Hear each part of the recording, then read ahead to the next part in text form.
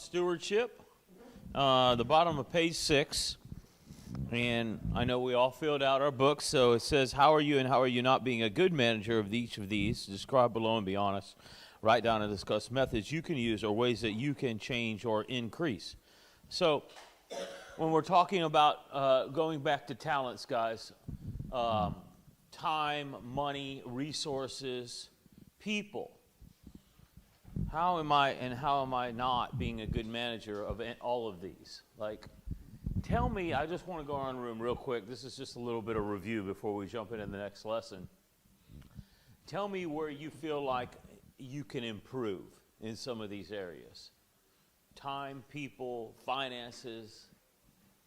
Tell me some instructions that you feel like God's given to you in the past week about what you can do. Because, we can sit in here and teach all day long, and we can pray and seek, but if we're not getting instructions on, what we're supposed to do to make things happen, then we're basically lying dormant. Again, we're stuck in religion, all right? So what's God telling you? What's your next financial move? How can you increase? Si? Microphone. We got one?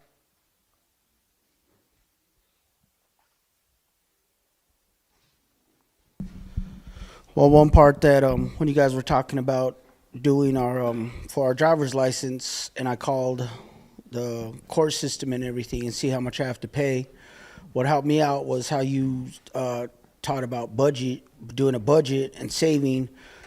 And if I'm at least saving about $100 a week, I could have my the fine paid off within 7 months.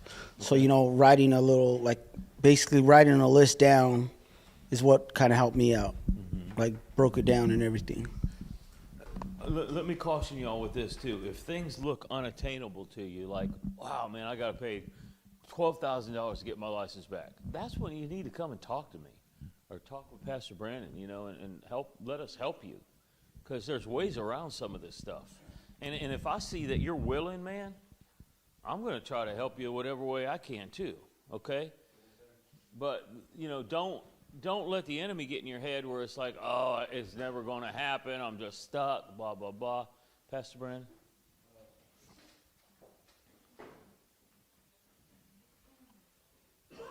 So we're trying to purchase a home, and so God's been dealing with me because I was trying to trade my truck in, okay? And it's like God was telling me, I need to set a tighter budget and watch the spending and not be meaningless spending is what I kept hearing. And, so like right now for my family, it's a home and not a vehicle. So, you got to get your priorities in line, so that's what. All right, let's talk about meaningless spending for just a minute. What do you guys think meaningless spending is?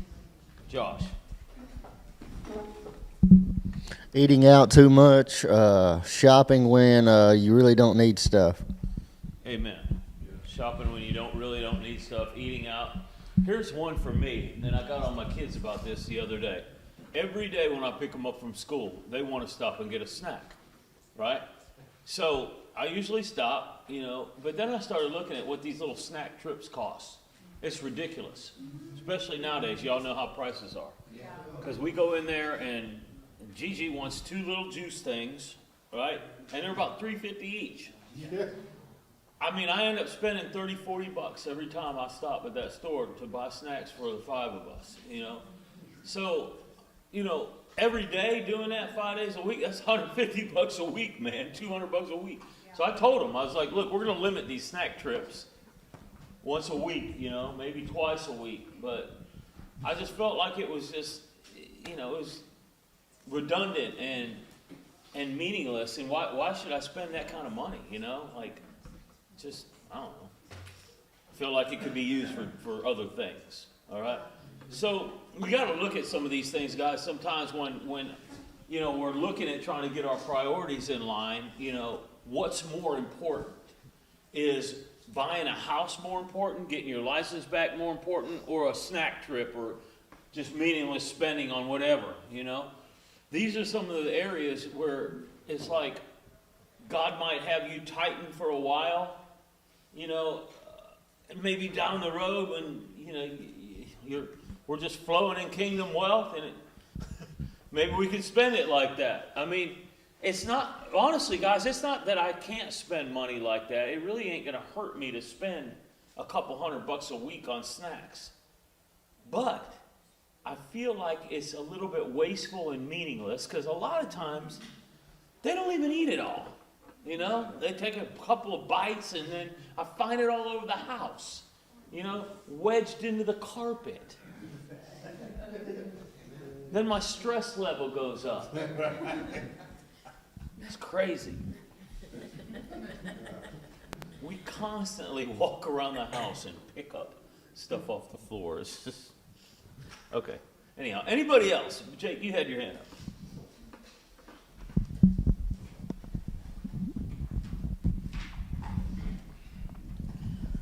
up. Well, my dad has recently decided he's going to help me finance a car, which is awesome.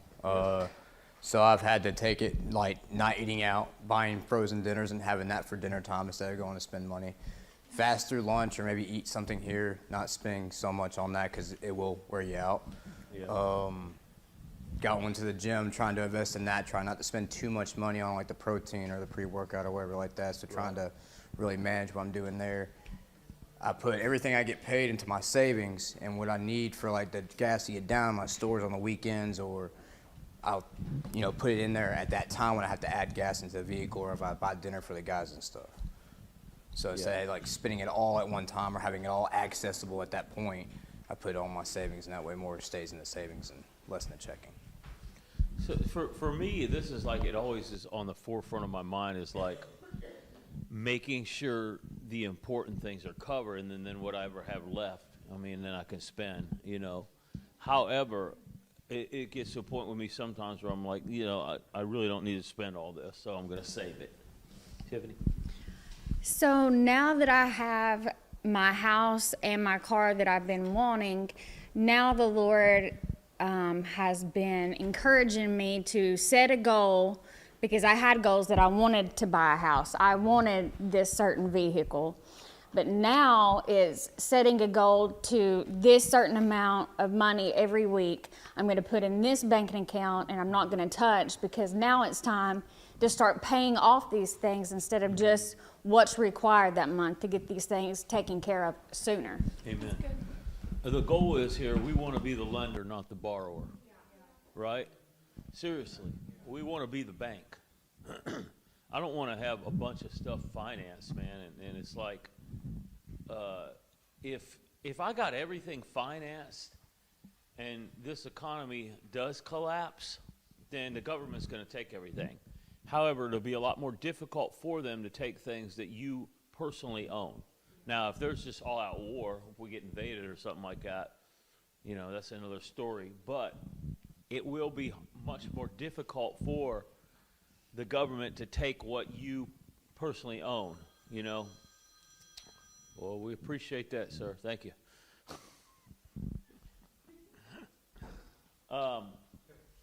So, the goal is, once we get things, I know it's difficult for anybody to just go buy a house outright.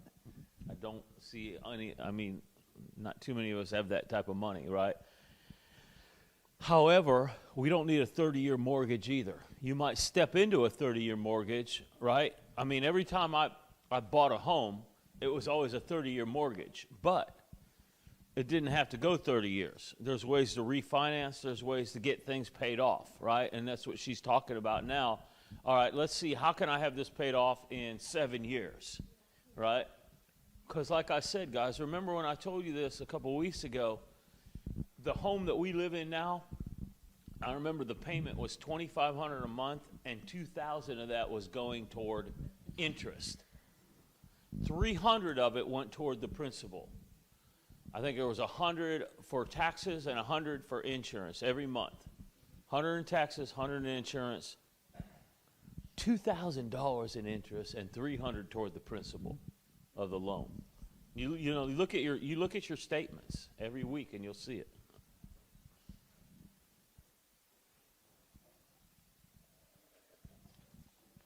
That's something important you just hit on, the principal.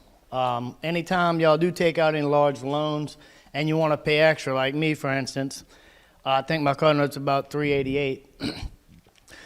I make $500 a month. That's going to take a 7-year loan or a 6-year loan and knock it down 2 years. Just that extra $100 is what, 3 extra payments a year. But you must tell the lender that you want to apply it towards the principal. Otherwise, you're not going to get anywhere if you're paying on an interest. So you have to make sure that they apply it to the correct place too. Look at your statements, like he said. Yeah. Well, what we did is we started a separate account that was a fund for us to pay off our house, you know, and then the Lord helped us make some very strategic moves where we were able to buy and sell a couple of homes where we, you know, made some pretty good profit, done some modifications and a little add-on here and there, and, you know, bought something for maybe $150,000, sold it for $250,000, you know. So there's I think the best investments that we can look at around here are property and houses. Now, they're really expensive right now. However, they will sell, you know. So anybody that's ready to buy, I suggest you move on it, you know. And if you feel like you're ready and you're not quite sure about some things, then come and talk to us, all right? Okay. So I'm going to move on now to the next lesson for today, which is, if you go, we're going to go to page 8. Page 8, it says responsibility, all right? And we're going to look at Luke chapter 12, verses 41 through 48.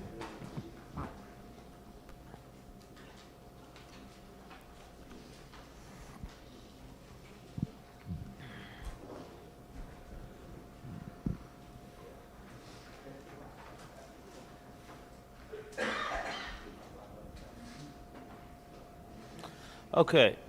Peter said unto him, Lord, speak thou this parable unto us, or even to all.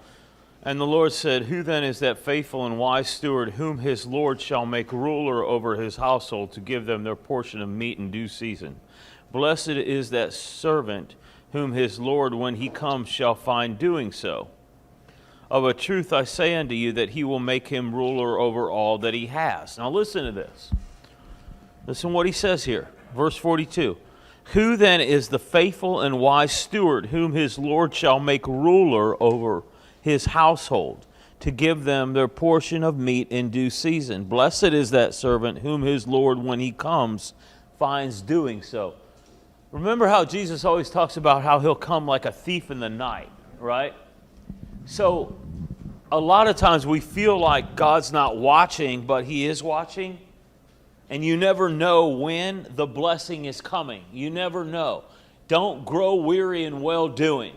If you're reaping, or if you're sowing and sowing and sowing into certain things or certain areas, you never know when your season of reaping is going to come.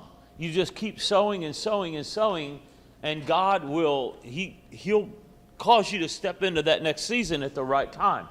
You never know what God is lining you up for. Remember the life of Joseph. We're going to get into that in the next lesson. I mean, this dude had to be feeling like, man, what am I doing? You know, I keep doing good. I keep doing good. I keep going to prison. I keep getting pushed into a pit. But what is God lining him up for? It was for greatness. It was for worldwide wealth. I mean, it was amazing. You know, so the harder your season of sowing and affliction, the greater you will reap destiny and harvest. All right? So don't grow weary in well-doing. Blessed is that servant whom the Lord, when he comes, shall find so doing. Of a truth I say unto you, he will make him ruler over all that he has. But, and if that servant says in his heart, my Lord delays his coming, and he shall begin to beat the men servants and the maidens, and to eat and drink and be drunken, the Lord of that servant will come in a day when he looks not for him, and at an hour when he is not aware. And he will cut him in two, and will appoint him his portion with the unbelievers. And that servant will know his Lord's will, and prepare. And that servant which knew his Lord's will, and did not prepare himself, neither did according to his will, shall be beaten with many stripes. But he that did not know, and did commit things worthy of stripes, shall be beaten with few stripes. For unto whosoever much is given, of him much will be required. And to whom men have committed much, of him they will ask the more. So, you got to look at your talents, your abilities, your skills, what's been entrusted to your care. Because if there's been a lot entrusted to you, a lot will be required of you. All right? Someone that's born with, mental handicaps, I don't think God is going to beat him because he didn't prosper, in education. I mean, see, so, if you're born with intelligence and, you're born with skills, maybe they're skills to manage a corporation, maybe they're skills to manage finances, whatever they are. Maybe they're skills, to build. There's a responsibility there, So, I mean, we'll all be held accountable for what we have and what we didn't use. If I been blessed with, let's say that somehow you get blessed with $1 million, right? God's going to look at what you're doing with that money for the kingdom, because here's how you got to look at it. How did you really get blessed with it? Somebody just comes up and slaps $1 million on you, right? Did that come from man or did that come from God? Or did it come from God working through a person to get it to you?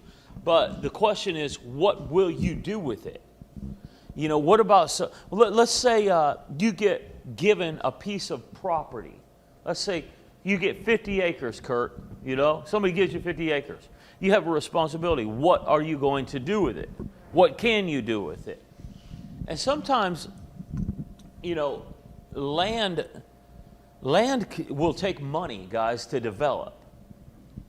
Right? So you might sit on that land for 5 years until you get the money to develop it, or maybe you need to sell it and purchase another piece of land that is a little bit, needs a little bit less developing.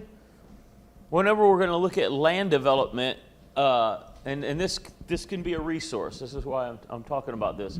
This could be a resource that somebody might receive. As a matter of fact, I feel like somebody's going to receive land, just land. All right? So when you do receive the land, what are you going to do with it? Let's just talk about this for a second. Josh, let's just say someone gives you 20 acres, Josh. Well, I'm going to observe it and see what the land value is worth, if there's any assets on it, like the trees or anything that I can use to, not take money out of my pocket. You know what I mean? That's good. We need to look at it. Are there trees on it? You might have 20 acres with $200,000 worth of trees. Easy. If you own the land, you're going to still have to pay land taxes every year, so you're going to need to be able to budget that with what you're currently bringing in as revenue. Something very good to consider. You will pay land tax. So you got to look at, okay, let's just say somebody comes up and says, I want to give you this 20 acres of land. Okay? Here's some of the things you got to look at, guys, because people have given me land before, and it's costing me money. Literally, it's costing me money. Because I had to pay the tax on it, I had to get attorneys to set up, how it needed to be transferred, things like that. All these things, they cost money, and these are things that I was ignorant of and negligent about. And I'm thinking, oh, yeah, someone's giving me 50 acres, yay. What I didn't know was it was full of rock. You couldn't do nothing with it. It'd cost you $2 million for infrastructure to get a road, to put septic, all this stuff. You know, these are things that I was so ignorant of, and I'm thinking I'm getting blessed, but really it turned out it cost me money. It cost me money to have it transferred twice because it had to get transferred to me. Then I had to give it back away to somebody and transfer it back, right? It cost me money to have it surveyed. It cost me money for a soil engineer to go out there and do tests on it to see if it was even going to perk where I could put septic on it. Sometimes it looks like it's an investment, but it's a curse. So, Kurt, go ahead. I'm like Josh, like use whatever assets you have on the land to, acquire maybe a little finance, and then maybe stick some animals or some kind of fruit trees or, something like that that can allow the land to mature and create a revenue that's really kind of low. You don't have to deal with it a whole lot. It's kind of self-sustaining. If somebody gives you land, guys, there's a lot of things you got to consider. What can you use the land for? There's where you've got to start researching. You know, what can I use this land for? A lot of the land around here is very rocky, you know? So it's really hard to use some of it for anything. Now, if you've got money and you got machinery where you can go in and you can, tear that rock up or dig or whatever, then, you can start building infrastructure. But be careful, Brandon.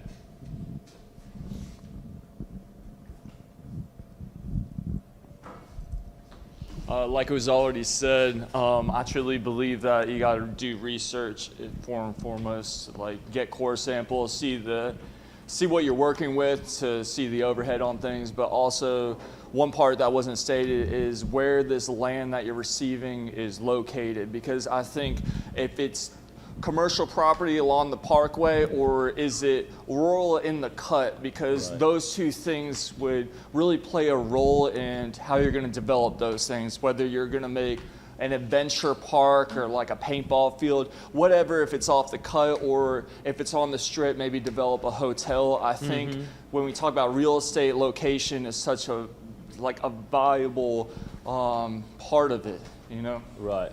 Yeah. If somebody gets blessed with some property on the parkway, you're in pretty good shape, okay? Almost guaranteed, all right?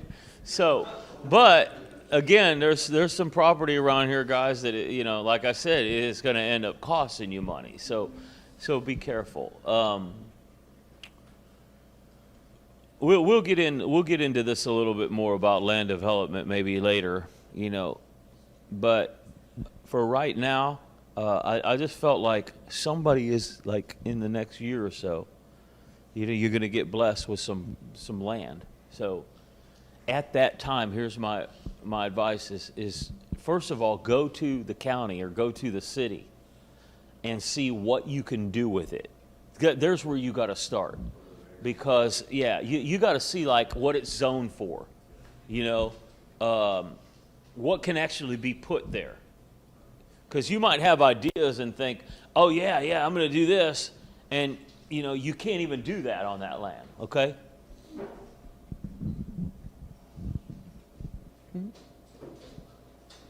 So we have a piece of property that was given to Chad from doing a job in Gatlinburg. And we have just been sitting on it and praying because they've had a home on it before, so we know it's a good piece of property. But instead of jumping on it and going and asking for a loan to do something with it right offhand, we just been waiting because that property is good property. But instead, we're just trying to get the money to eventually build like an Airbnb or to build on our own. Right. Those are the things that you got to look at. What can you do on it? What's going to be the most profitable thing to do, And I've been, Chad and I have been talking about what he wants to do with that, and there's a lot of options because of the location. Location means a lot around here, guys, especially, and in other places too. Rural land is probably not nearly as valuable as land within a city or in a subdivision, Rural land is usually land that you can only do limited things with, like, maybe put cattle on or something like that. Can you even build on it is questionable. Now, when you get into zoning and things like that, rural land is probably better because there's a lot of times there's no zoning restrictions on land that's way out there. You could do whatever you want and nobody cares. You get inside of city limits and then there's restrictions. You got to go to the city. Like we can't go into downtown Sevierville and say we're planting a Life Changer Center there. They're probably going to freak out, right? They probably freak out wherever we go, but that is what it is. But there's certain things that you can do in certain places, okay? So, responsibility. We're talking about responsibility here. You may have been given many talents, if so, to whom much is given, much is required. You must be responsible. And then it says to write out and discuss the meaning of the parable, all right? But we're going to talk about it here, and you can do that part on your own. When you're given something, guys, it's your responsibility. Our kids are our responsibility. First of all, your wife or your husband, you're responsible to them. There's a responsibility to you to play that role as a husband or a father or a wife or a mother, right? So again, priorities. Priorities have to be set in order.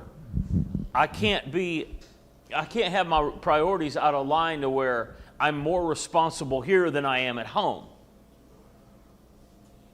I can't have my priorities out of order where, I'm giving more time and affection and attention into ministry and not my own children. This is where we got to learn how to balance things. So, what are you responsible for?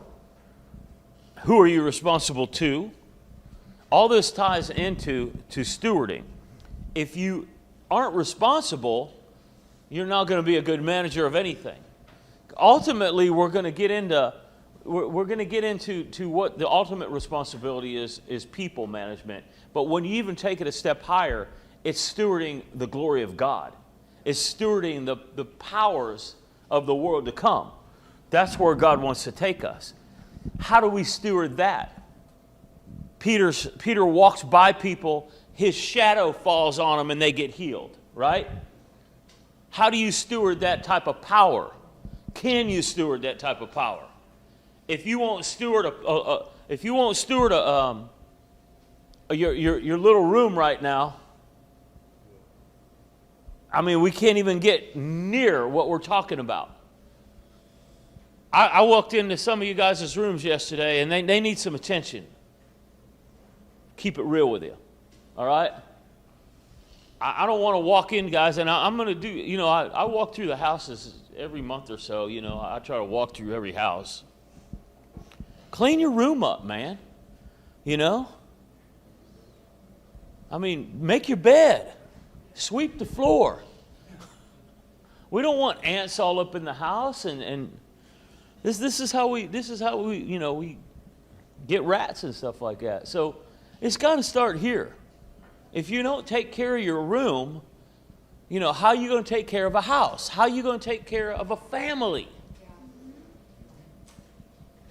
Gosh, y'all are looking at me like, yeah, I can see the looks on your face. You're like, yeah, you're right, but man, I'm just so busy. We all get busy. I get that, but there's certain things. You got to make time for this stuff, man. Ultimately, we're talking about stewarding for God's kingdom, for God's people, Okay, so what am I responsible for? Who am I responsible to? God cannot bless us with things if we're not being responsible with what we have. Amen? What do you have right now? What do you have, Jake?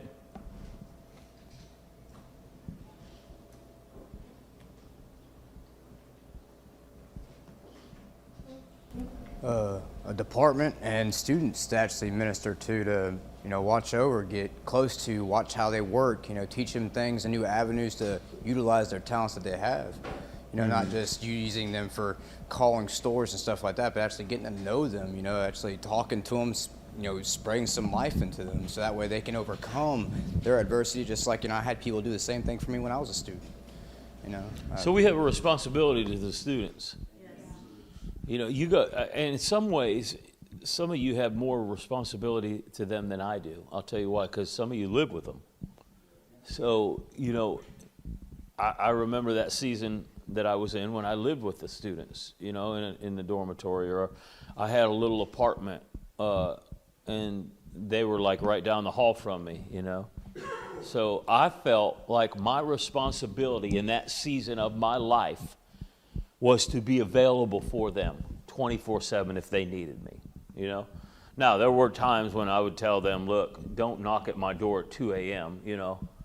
However, I would try to be available to them up until 10 or 11 o'clock at night, you know, until lights out, unless it was an emergency or something. But I had a little apartment. It was my first year or two out of the program, and it was like it was a little living room, a little bedroom, a little bathroom, and it was right down at the end of the hall from where the students slept. And so I always tried to keep it neat and clean. I'm not like totally a neat freak or anything like that, but I don't like to live like a pig either, so I would try to keep it pretty decent. And my main objective and responsibility at that time was them, you know, and there's where some of us are. All right, now here's what the parable's talking about. If you're faithful with that, then in the next season you'll be faithful to be over a department or to be over a ministry. If you can't be faithful in this season, you won't be faithful in the next. Here's where some of us are stumbling. We're trying to get to the next season when we haven't been faithful in this season. Our eyes are on the next season. Our eyes are on the next venture or the next position. We want the higher thing, but yet we're here in this season, and God's got us here in this season.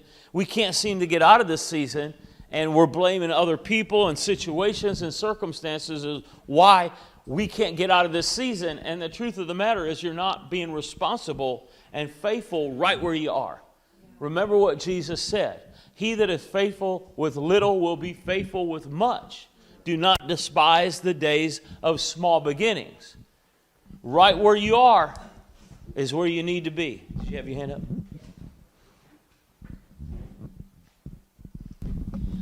So, a couple of years ago, I came from nothing.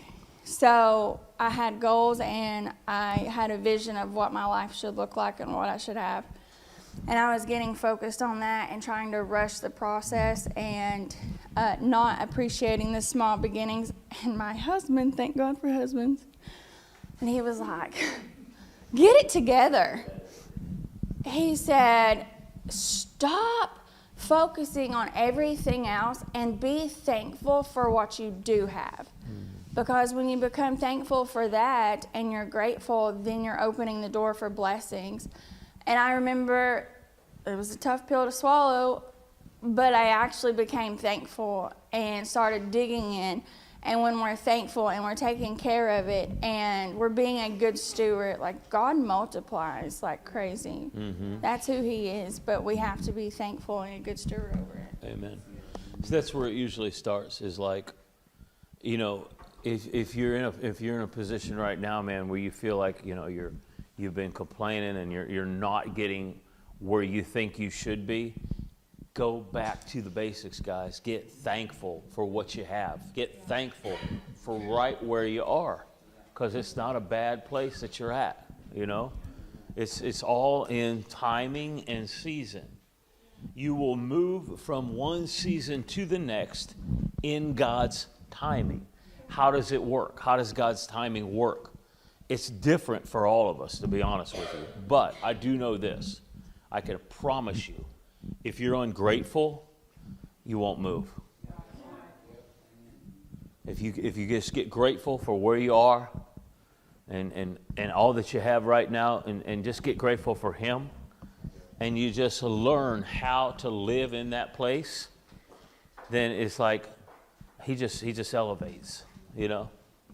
But he can't, according to the kingdom of heaven, he can't move you and elevate you if you're ungrateful.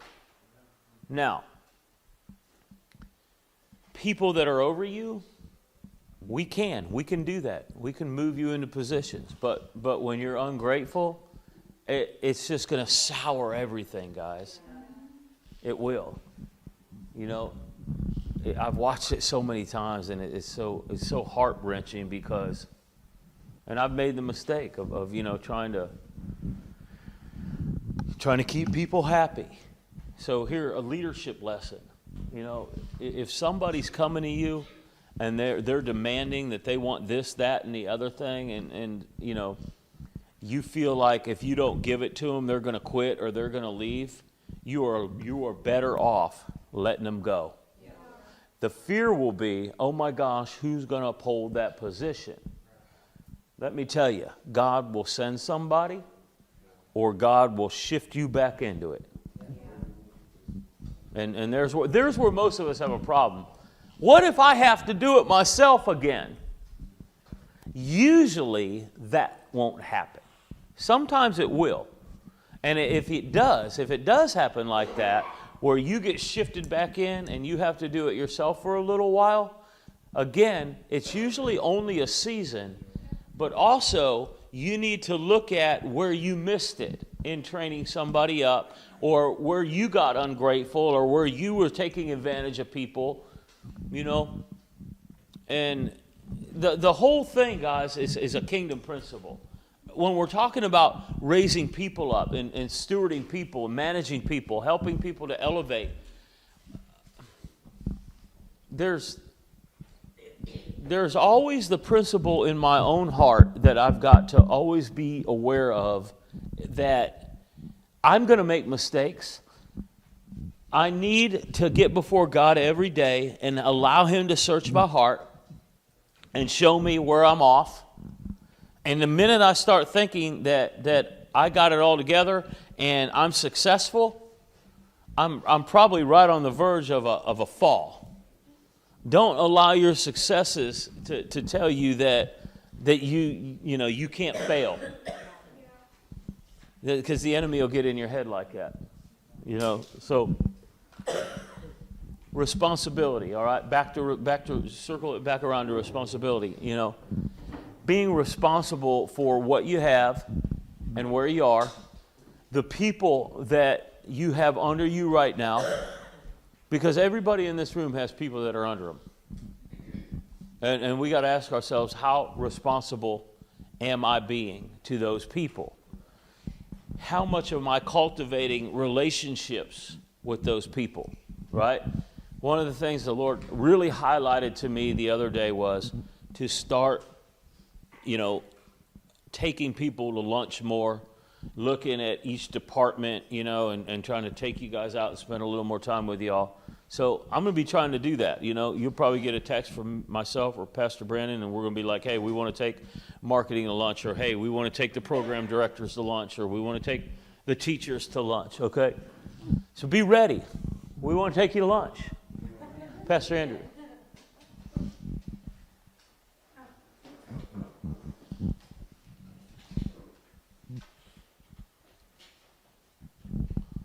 One thing too that I feel like we need to think about too when things don't always go right with some of the people we're managing. We also got to keep in mind too that sometimes you could do everything right, you could spend all the amount of right time with people, and they're still going to make dumb decisions. Mm-hmm. You know what I mean? Mm-hmm. Judas had the best teacher, best spiritual father, best minister on the planet that ever existed, and he still made dumb decisions. That's right. And so, you know, sometimes you want to factor that stuff in. Otherwise, you'll spend a whole bunch of time beating yourself up, thinking, what could I have done differently? Right. Which sometimes there is stuff you can do differently, but not always. It's not going to always matter. Yeah. You got to compensate for that, because, like,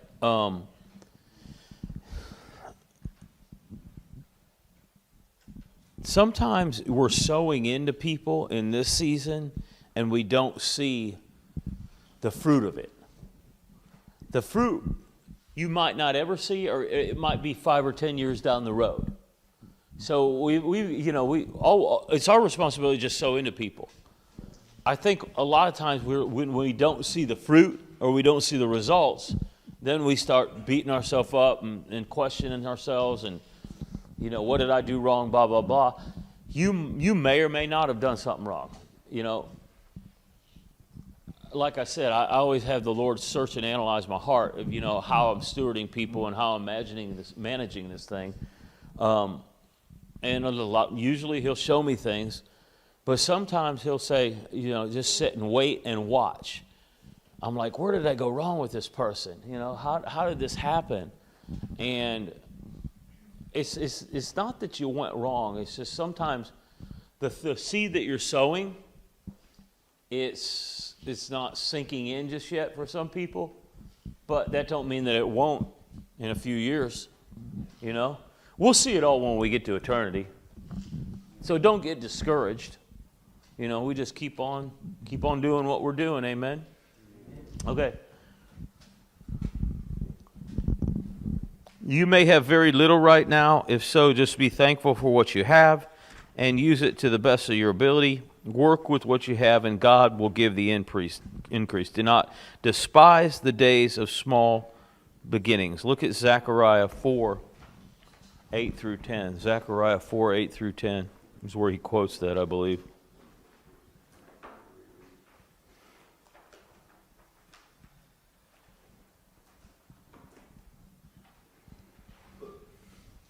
Moreover, the word of the Lord came unto me, saying, the hands of Zerubbabel have laid the foundation of this house. His hands shall also finish it. And you shall know that the Lord of hosts has sent me unto you. For who has despised the day of small beginnings? For they shall rejoice and shall see the plummet in the hand of Zerubbabel with those 7. They are the eyes of the Lord which run to and fro through the whole earth. What's the eyes of the Lord that run to and fro through the whole earth? What's he talking about? He's watching. He sees everything that's happening. He sees everything that you're doing. A lot of times it feels like, oh my gosh, God, he's not seeing me. Nobody's noticing. And usually those are the good times. Again, you got to go back to the life of Joseph, when he was in that prison and he kept on doing the good things. When he was in Potiphar's house and he had the authority to do whatever he wanted, but he always done what was right. Those are the times, man, when God is testing you, God is trying you. You think nobody's watching, but he is. Those are the eyes of the Lord going to and fro throughout the whole earth, watching everything that every person does. And there's laws that govern the kingdom of heaven. There's principles behind all of this. And if you sow, you'll reap. Whatever you sow, you're going to reap. So I know that some of us, you're literally in a season in here where you're sowing and sowing and sowing. Guys, listen. Before I got to where I am today, I spent years just, in the dormitory with the guys. That was my season. There was 3 or 4 years of that. Then there was a season where I got moved out to Houston and I met my wife. It was a short season. But in that season, again, I was in a season of sowing. I was sowing into women. Didn't understand why. But now I have a wife and 3 daughters. I had to learn how to sow into women. Why did God have me in that season? I didn't understand it at the time. I understand it a lot more now. It was good. It was a good season. It was a quick season. Then, of course, after Houston, we stayed with women's ministries for another couple of years. Is what we did. We worked with women's ministries. So, again, here I am 3 years working with just women. I mean, I'll be honest with you, I was going crazy at times. There was literally times when I had no male staff at all, Pastor Andrew came to Knoxville, and then Brother Mike Marks came to Knoxville. Then I started getting some male staff, but before that, man, it was just women. So I'm like, okay, and I got to learn how to pour into these women. You know, I got to keep myself accountable. I've got to learn how to steward a bunch of women, manage a bunch of women, you know, that have a lot of issues and a lot of problems. So, again, back to responsibility and the management of people. I was in that season, and I'm sowing into these people so that I could learn how to sow into my wife and daughters. And I look back on it now, and it's been very helpful, you know. Had I not learned what I learned in that season, I wouldn't be able to do what I'm doing in this season. That's how the seasons work. So I know where some of us are at, you know. In order to get to where God wants you to be and do it the way of the kingdom, you've got to embrace the season, embrace the time that you're in. Love it. Just love it, man. You know, and I know it's hard to do that at times, but we can do it. Amen. Do not despise the days of small beginnings. What's that mean? Let's discuss that for just a second. Pastor Brandon, what's it mean? What's it mean to you?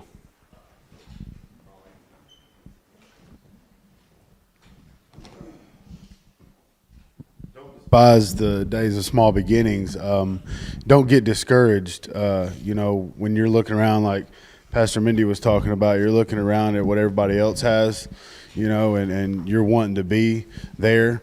You can't get discouraged in that moment. Like, you have to result back to, you know, stewardship and what God's gave you in that time. You got to be grateful and thankful for what you do have, and then God will bring the increase. But you can't get discouraged. Always stay focused on where you are and not where you want to go or want to be. But at the same time, don't get stuck where you are. How do you do that? How do you stay focused on where you are without getting stuck there and just being like complacent, you know? That's a difficult one. The best thing that you can do is be thankful for what you have and be content with what you have, but always know God has more for you in His timing. Amen? I was going to add on to that, just do not despise small beginnings. I think that especially once you start growing larger, like you guys can look back on when you guys had to make it with nothing, right. You know, and just because now that you have the ability to purchase something or to get something or do something does not mean you need to just go and do it, you know, and I think that's remembering the small beginnings. Like, okay, just because I have this as a tool doesn't mean I have to go and frivolously buy that just because I can. You know, remembering to make things work with what you have. That's what I think that we forget to do too, is like remembering when we didn't have all the tools in our tool shed, you know, and you made it work. Right. Like, just because now that you have the money, you don't need to go buy $200 worth of more tools. You can make it work with what you have. Yeah. I remember we made this ministry work, guys, when we hardly had any money in the bank. We just made it work. We stopped spending. You know, we wouldn't spend for anything until we built it up to a point where we felt a little bit more comfortable to spend. You know, now it's like we spend a little bit too much. I'm about to reel people in around here. I'm looking at some of the reports this week. Just spend on whatever. All right, well, we need to reel some of that in, okay? I'm looking at people's credit cards, and it's like there's unauthorized spending. Hear me ministry-wide right now. Unauthorized spending needs to stop, okay? I need a text when you spend money. And the reason being is because there's way too many people with credit cards and access to bank accounts. If I don't keep accountable and keep watch on that, I'm not being a good steward of what God is entrusting to my care. So I've got to keep everybody accountable. I know that sometimes you feel like I'm being a jerk. I'm not trying to be. I'm just trying to do what I know God has called me to do. And in doing that, you have to make sure that everybody is being accountable for what they have and not spending crazy. I mean, in order to fulfill the mission and the vision, it's going to take people being accountable and people, spending wisely, managing people the right way. I hate to hear it when, we get reports that, people aren't being dealt with correctly, or people are being talked to crazy. Don't talk to people crazy. I mean, that's very rare that I'll talk to you all crazy. If I do talk to you crazy, I usually apologize to you within about 10 or 15 minutes, or, however long it takes me to process. It takes a little bit longer for some of you. Don't be ashamed to go to somebody and apologize to them. Just because they're under you doesn't mean that you don't need to apologize to them. You're going to make mistakes with them. You're going to get frustrated and aggravated with them.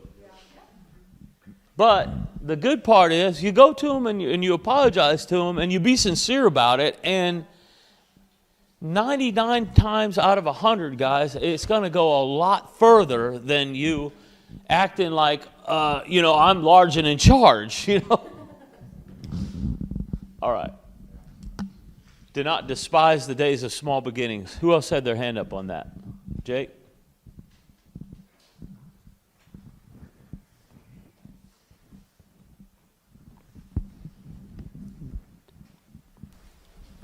As some of y'all know, like I got my kids are at home, they're waiting on me. My in-laws have been taking care of them, and they're getting frustrated with how long it's taking for me to get them up here. And as hard as it is for me to sit there and watch that, I know God is making something happen even though I can't see it right now.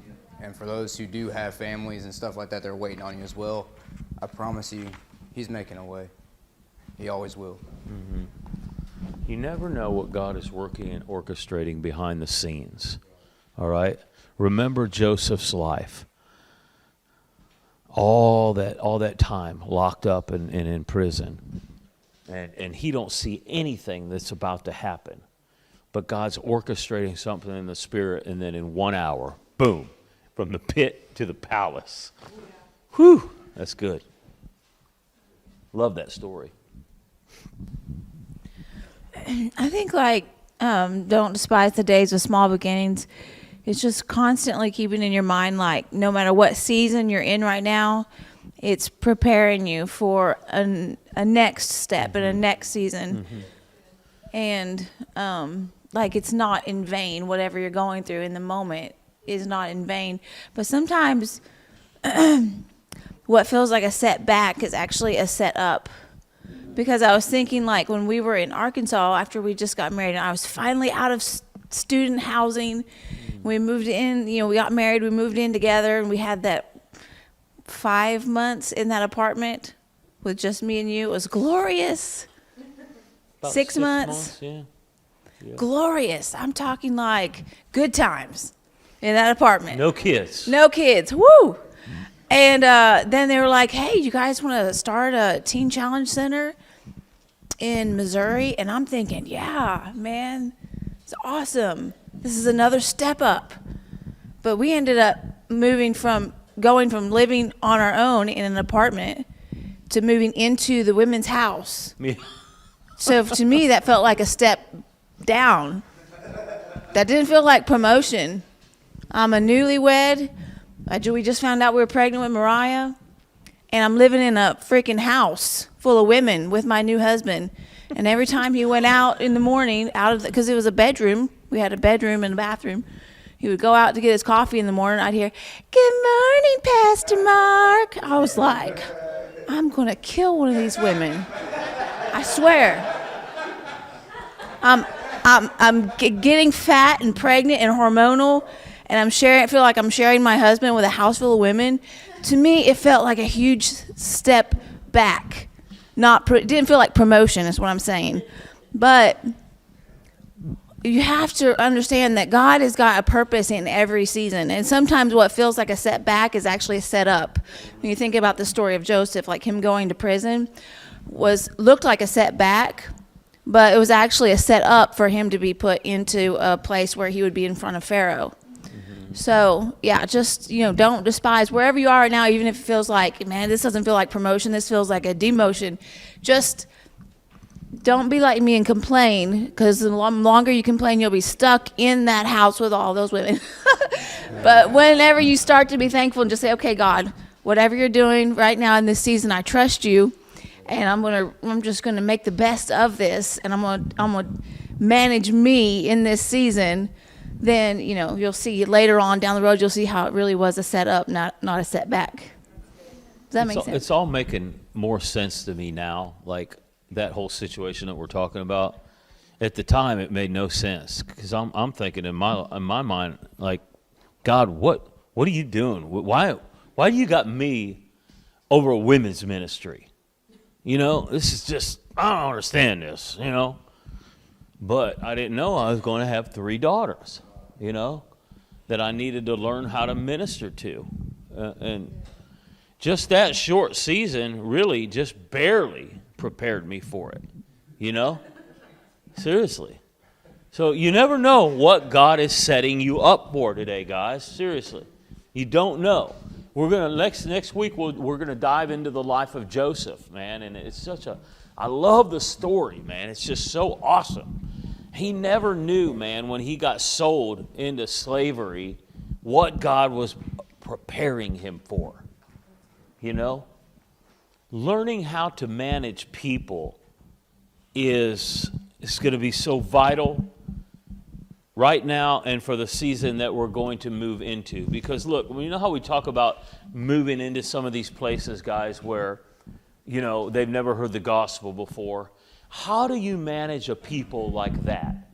How do you go into villages of, 200-300 people in a village maybe, and learn how to give them the gospel and learn how to interact with them, especially when there's language barriers, right? And culture barriers and all different types of obstacles that are going to be in our way. And we can't manage people here that we're of like-mindedness with. See how much it has to elevate before we could get to there. But he's preparing, he's training. One season always prepares you for the next.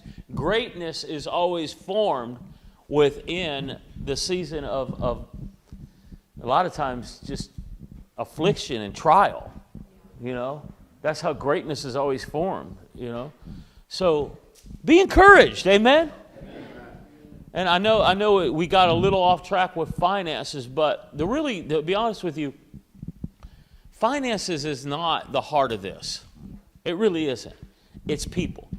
It's people, and then even the ultimate step is stewarding the glory. But in order to obtain wealth and to steward wealth, you're going to have to know how to steward people. You will. Otherwise, wealth can be taken from you, or money can be taken from you so easily. All right, so we're going to get into more next week on the life of Joseph. I hope you all are enjoying this. Have a blessed day, and